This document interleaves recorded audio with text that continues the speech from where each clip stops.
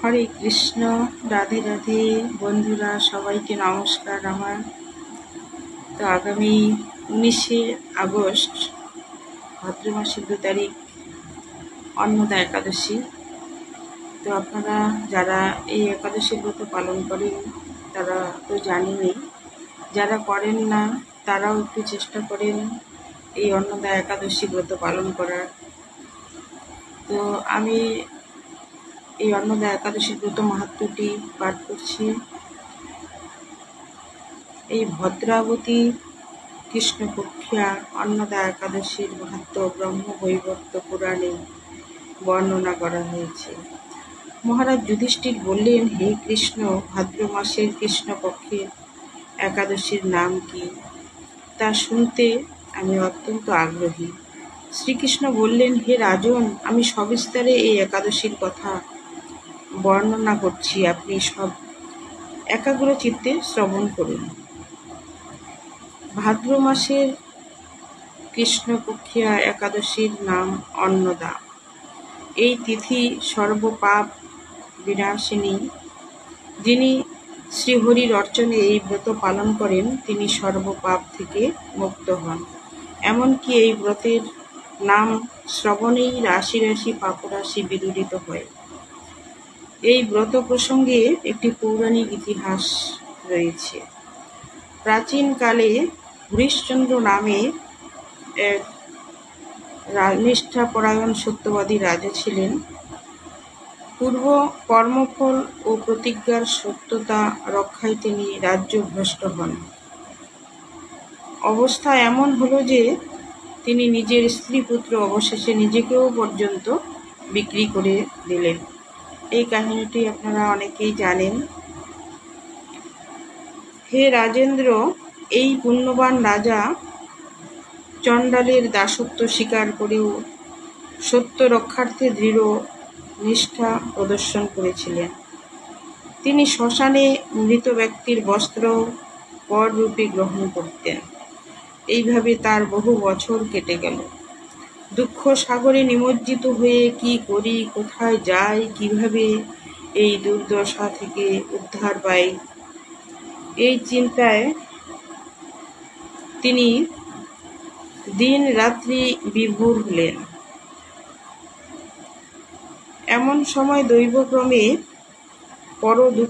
দুঃখী গৌতম ঋষি রাজার কাছে এলেন। রাজা মুনিকে দর্শন করে ভক্তিভরে প্রণাম করলেন।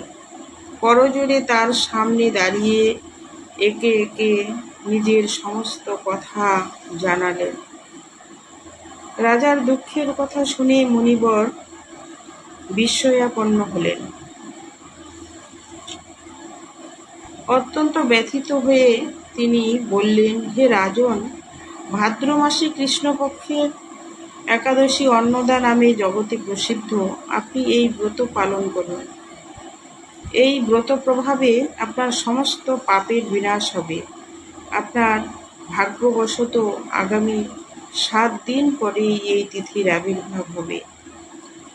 ওই দিন উপবাস থেকে রাত্রি জাগরণ করবেন। এইভাবে ব্রত উদযাপনে আপনার সমস্ত পাপ ক্ষয় হবে।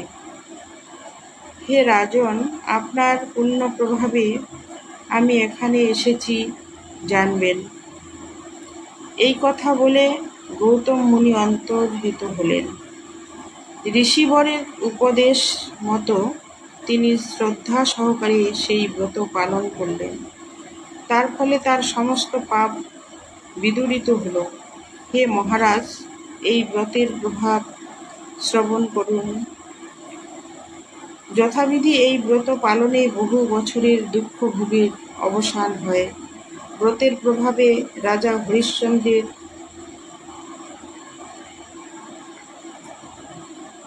সকল দুঃখ সমাপ্ত হল। পুনরায় তিনি স্ত্রীকে ফিরে পেলেন এবং তার মৃত পুত্রও জীবিত হল। আকাশ থেকে দেবগণ দুন্দুর্ভি বাদ্য ও পুষ্প বর্ষণ করতে লাগলেন। নিষ্কণ্টক রাজ্য সুখ ভোগ করে অবশেষে আত্মীয় স্বজন নগরবাসী সহ স্বর্গে গমন করলেন। যে মানুষ নিষ্ঠা সহকারে এই ব্রত পালন করেন তিনি শ্রীহরির চরণে ভক্তি লাভ করে অবশেষে দিব্য ধাম প্রাপ্ত হন। এই ব্রতের মাহাত্ম্য পাঠ ও শ্রবণে অশ্বমেধ যজ্ঞের ফল লাভ হয়। তো বন্ধুরা, এই হলো একাদশীর ব্রত মাহাত্ম্য। তো অবশ্যই এই একাদশী ব্রতটি অবশ্যই পালন করবেন এবং পরের দিন 9:33 মধ্যেই পালন। হরে কৃষ্ণ, রাধে রাধে। সবাই খুব ভালো থাকবেন।